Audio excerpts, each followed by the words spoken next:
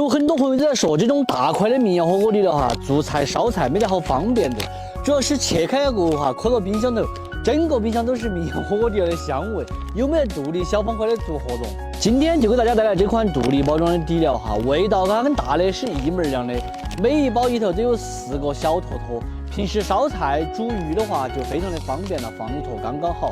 一个人煮火锅煮冒菜就放个2坨，也是很好用。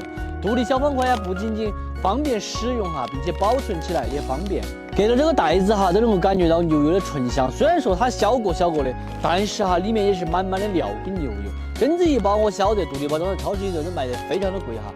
这次我们搞活动呢，2包，每一包里面都有这样子4个小块，还给大家安排了一个这种90克的独立包装试吃。总共到时候哈，一共9个小块独立包装的，一起只要39块吧，真的呀，特别的划算。喜欢的朋友哈，可以直接下方链接进行购买。这过年了嘛，烧菜、煮鱼啊这些都要用到的，可以说是厨房必备的一个香料。